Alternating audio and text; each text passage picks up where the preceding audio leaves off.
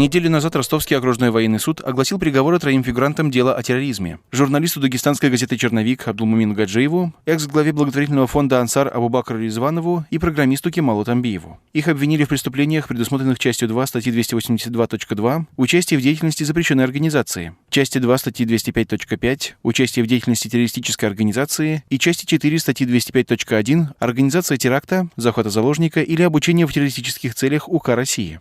Гаджиева приговорили к 17, Ризванова к 18, а Тамбиева к 17,5 годам колонии строгого режима. Все осужденные должны провести в тюрьме 7 лет. Приговор не вступил в законную силу и может быть обжалован.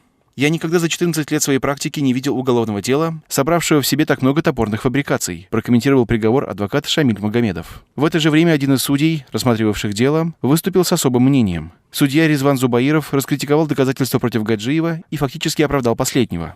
Зубаиров недоумевает, как суд обосновал факт поддержки терроризма Гаджиевым посредством перевода в 16 тысяч рублей без единого на то доказательства. В то время как сторона защиты предоставила опрос получателей данных денег, а также копию авиабилетов, которые были на них куплены. Также судья выразил недоумение выводами суда о том, что журналист опубликовал статьи в газете «Черновик», выполняя отведенную ему роль в организации финансирования терроризма, не имея никаких на то доказательств и проигнорировав в этой части неоднократные исследования статей экспертами. Подобным же образом судья Зубаиров подверг критике и другие доводы, на которые опирается приговор. Выбор между оправданием подсудимых и приговором от 17 до 18 лет решался противостоянием 2 против 1 внутри судейской тройки, где выводы двоих, Сапрунов и Никитин, были построены на беспрецедентной фальсификации. «Я не знаю, смеяться или плакать. Это просто дикость какая-то», прокомментировал полный текст приговора адвокат Арсен Шабанов. Родные и коллеги Гаджиева, проводя одиночные пикеты с требованием освободить заключенных, все еще надеются на его освобождение.